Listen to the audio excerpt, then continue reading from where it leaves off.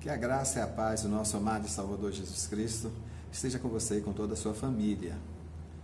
Que bom poder contar com a sua audiência.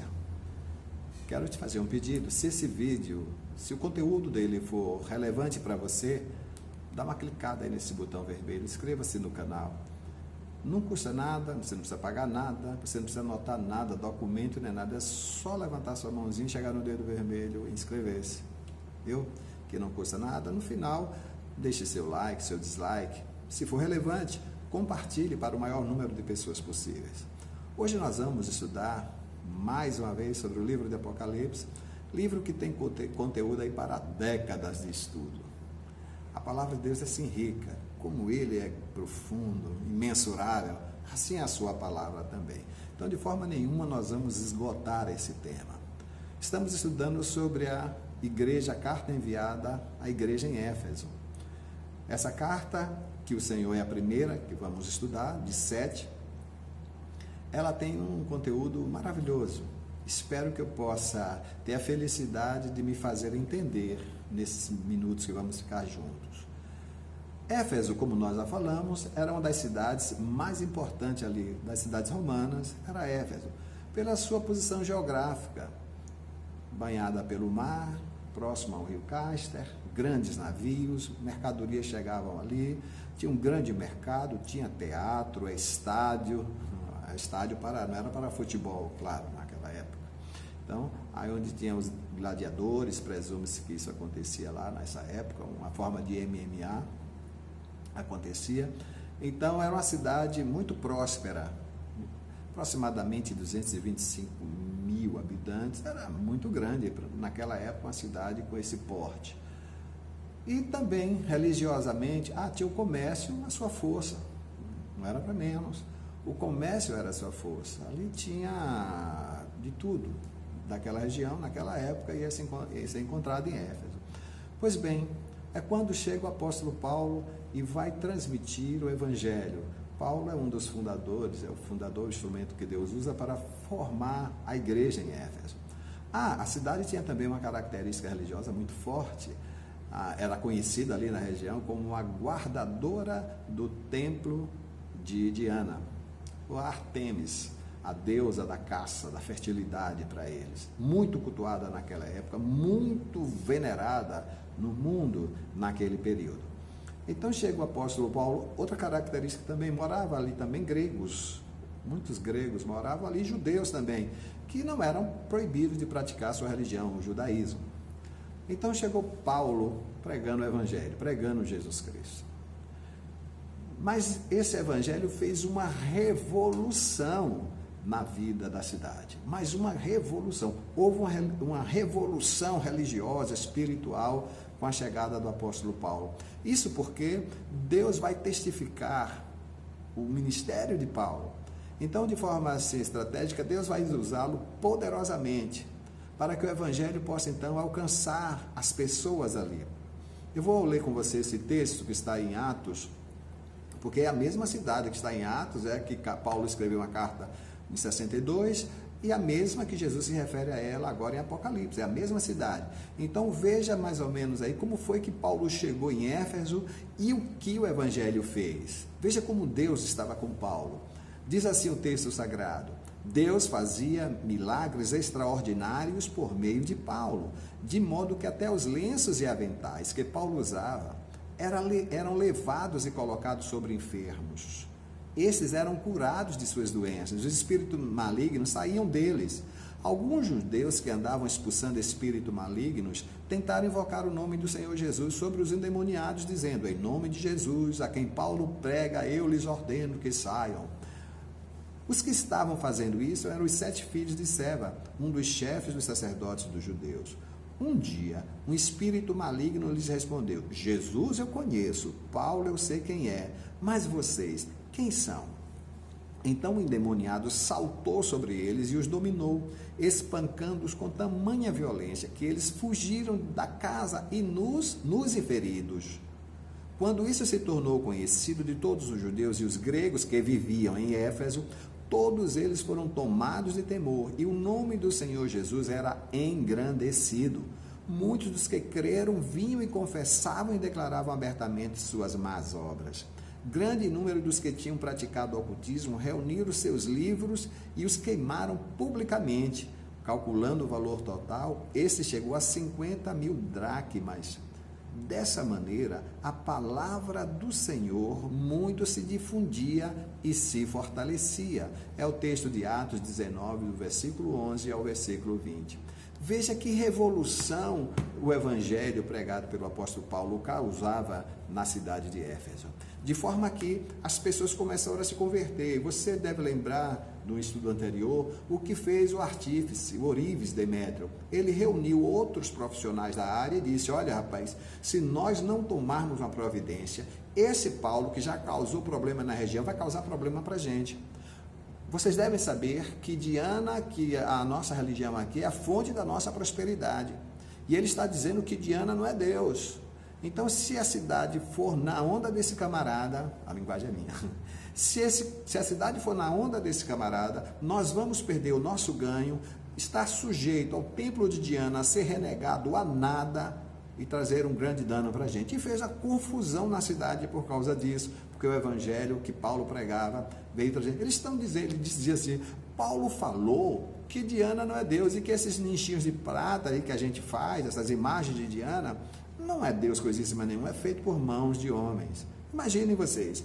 Então o evangelho trouxe uma revolução, estava trazendo. As pessoas que praticavam o ocultismo, pegou seus livros que eles usavam para aprender sobre o ocultismo, eles pegou os seus livros, levaram para a praça publicamente, confessavam seus enganos, suas más obras e confessavam Jesus. Olha como que revolução espiritual causou em Éfeso. Então, essa confusão natural, porque as pessoas viam o seu ganho ser prejudicado. E quando eles assistiam isso, eles não iam ficar quietos. Então, se levantaram contra a mensagem pregada pelo apóstolo Paulo, porque não queria que a cidade sofresse, porque até a economia, não era só a vida religiosa que estava sendo afetada, a economia da cidade. Algo parecido aconteceu em Albadiana, não sei se você lembra. Mas eu vou botar essa imagem para você. É uma reportagem de jornal, a gente vai estudando, pesquisando, aí traz para você, para facilitar. O que aconteceu em Albadiana? Depois que começaram as denúncias contra o João Teixeira, conhecido internacionalmente como João de Deus, então a frequência de turistas, de pessoas que iam lá buscar cura, caiu.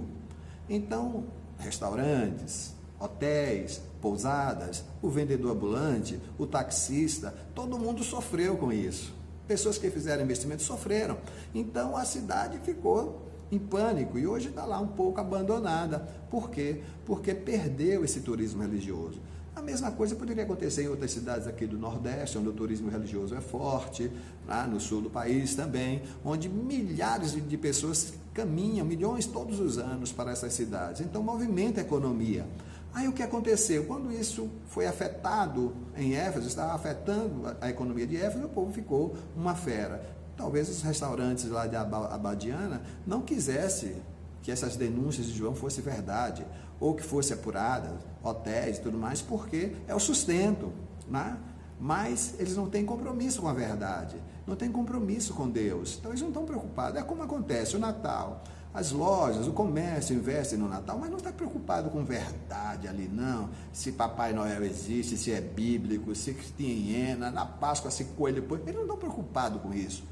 O que é a verdade? Eles querem o ganho, é o lucro que essas tradições religiosas trazem. Então a verdade, às vezes, ela incomoda. E quando Paulo chegou trazendo o Evangelho, a verdade do Evangelho, então trouxe grande problema para Éfeso. E o que aconteceu então com essas pessoas que se convertiam em Éfeso? Então veio as perseguições. Como eles reagiram? Como foi que a igreja ali em Éfeso, se formando, reagiu? A nova igreja, né? Isso por volta do ano 52 depois de Cristo, da era cristã. Como foi que ela reagiu? Sofreram perseguições, sofreram críticas, sofreram agressões. Como foi que a igreja? Aí está o elogio que Jesus vai fazer à igreja. Então, esse é o primeiro elogio que ele vai dizer: conheço as tuas obras, o teu trabalho e a tua paciência, e que não pode suportar os homens maus. E puseste a prova os que se dizem ser apóstolos e não são, e tu os achastes mentirosos. conheço as tuas obras, o teu trabalho. Podemos dizer que a igreja de Éfeso era uma igreja operosa. A despeito das dificuldades que a igreja estava enfrentando, a despeito das oposições que ela estava enfrentando, ela manteve o seu trabalho. Ela manteve o seu trabalho árduo, com dificuldade, que é, na verdade, o trabalho de evangelização. Quem faz isso sabe a dificuldade que é, sabe quantos inimigos se tem que enfrentar, quantos obstáculos precisam ser superados, pois a igreja de Éfeso, pelo nome de Jesus, estava disposto, manteve o seu trabalho, esse trabalho árduo que foi desafiar a idolatria, o ocultismo que predominava naqueles dias, trazendo a verdade do Evangelho. Imagine você. Então, a igreja era uma igreja operosa. Outra característica que o Senhor Jesus mostrou nela é que era uma igreja perseverante. Ela perseverou. Às vezes eu me pergunto, olha o versículo 3, ele diz assim: você tem perseverado e suportado sofrimentos por causa do meu nome, disse Jesus. Tem perseverado. Eu sou o 6º filho de 8. Eu tenho mais 7 irmãos, tinha mais 7 irmãos. E questionava por que os nossos pais foram mais rígidos com os primeiros do que com os últimos. Os primeiros apanharam mais, sofreram mais castigos físicos naquela época. Meu pai era militar, minha mãe também chegava junto. Então os primeiros filhos, os 6 primeiros, eu entrei nessa leva também, sofremos, caímos num reio forte. Já os 2 últimos, não. Os 2 últimos, houve uma certa flacidez na disciplina. Eu queria saber por que eles estavam tão generosos com os mais novos. Hoje eu sou pai, eu entendo. Não é fácil educar. As famílias naquela época, desde 70 para trás, eram famílias grandes, 8, 10, 12, 24 filhos. Hoje as famílias são pequenas e a gente vê como é difícil. Eu tenho 2. E como é difícil educar. Digo, eu não quero mais ensinar, passar todo ano ensinando as mesmas coisas, a comer, a higiene, a se comportar, a se vestir, a se pentear. Não é fácil a educação. Então eu entendi que meus pais cansaram. Depois de 6 filhos, os 2 últimos, eles sabem de uma, esses vão aprender olhando para os outros, né? Então eles já não tinham mais aquela força. Imagino que a igreja, é natural acontecer assim, um relaxamento, mas a igreja de Éfeso se mostrou perseverante, ela se mostrou insistente naquilo, não desfaleceu, mas não foi por bondade deles, não foi por causa do apóstolo Paulo, foi por causa do nome de Jesus. Eles se mostraram, a igreja se mostrou uma igreja perseverante, né? Se mostrou uma igreja perseverante. Outra característica também da igreja, ela se mostrou uma igreja zelosa. Se mostrou uma igreja zelosa. Zelosa porque ela não era qualquer um que chegasse falando em nome de Jesus que eles recebiam, não. Dizia, nada disso. Eles testavam, eles comprovavam, eles faziam questão de saber, de investigar se aquele camarada era realmente o que dizia ser. Aí chegou alguns dizendo, eu sou apóstolo. Apóstolos eles iam testar esse camarada era realmente apóstolo. E era fácil de saber. Porque o apóstolo ele teria que ter acompanhado Jesus desde o primeiro dia que Jesus apareceu no seu ministério até o último dia, quando foi assunto ao céu. Então, naturalmente, eles faziam algumas perguntas. Você sabe que em todo ofício, toda profissão, tem pessoas boas e pessoas más. Na educação, tem professores ótimos, excelentes, mas tem professores também que só a graça de Deus. Na saúde, na segurança, em todos os setores. Veja, em São Paulo, 95 médicos foram denunciados por abuso e nenhum registro foi cassado. Mas 95 médicos foram acusados, denunciados por abuso sexual. Imagine você manda sua filha no médico, sua esposa vai ao médico, sua mãe, e ali os médicos abusar. Todos os médicos fazem isso? Não. Mas há médicos que fazem sim. Então há pessoas que desonram as instituições, desonram a sua função. Poderíamos falar também a respeito dos policiais. Isso nem precisa nem mostrar o que estou mostrando aqui agora para vocês. Corrupção é motivo para 35% das expulsões de policiais civis em 2010. Né? E nós sabemos que esse número é subnotificado, é bem maior. A corrupção, infelizmente, para a nossa tristeza, dentro da polícia, é enorme. Seja ela passiva, seja ela ativa, extorsões, etc. e tal, sabemos que acontece. E eu posso falar isso com certa tranquilidade, porque eu sou de família de policiais. Estive por um tempo na caserna, irmão na civil, militar, pai militar, então eu conheço esse ambiente. Então, infelizmente, nós sabemos que esse número é até subestimado. A corrupção dentro da polícia. Mas só tem policiais ruins? Não. Há policiais excelentes também, conheci muitos também. Poderíamos falar da corrupção na justiça, outra coisa que nos deixa estarrecido também. 64% das pessoas declaram que a justiça é pouco ou nada honesta. E nós estamos vendo isso. Então você vê problemas de corrupção, os problemas de maus profissionais em todas as áreas. A igreja não está imune disso, desde quando ela nasceu. Então, e o próprio Jesus disse, olha, um dos sinais do meu retorno é a multiplicação, é o levante, levantar-se-ão falsos cristos, falsos profetas e farão milagres e prodígios para enganar eleitos, se possível fora enganar até os próprios escolhidos. Então perceba, então a igreja não está isenta desse problema também, mas a igreja em Éfeso, ela não estava indo atrás de qualquer um que chegasse fazendo prodígios, presepadas em nome de Jesus e ela seguia, não. Isso é inocência. Tem muitas pessoas inocentes que estão seguindo qualquer um que se abala e fala em nome de Deus, não. Você quando compra um carro, você a pessoa lhe mostrou o documento, isso não deve ser o bastante para você. Se você não quiser ter problema depois, você tem que ver a origem, você tem que investigar a origem, se é verdadeiramente honesta a origem desse carro. Então assim é também no Evangelho. E tem muita gente ingênua. Mas a igreja de Éfeso não, ela não ia atrás de qualquer um que falava em nome de Deus, que se apresentava em nome do Senhor. Ela queria ter certeza que realmente aquele camarada, e achou muitos mentirosos, como hoje também acontece. Então a igreja em Éfeso era uma igreja zelosa. Outro elogio feito também é que ela era uma igreja, além de zelosa, perseverante, operosa. Já falei dos 3 que ele mencionou. Então, o nosso desafio hoje, aí vamos trazer para os nossos dias, é tão grande ou maior do que nos dias de Éfeso.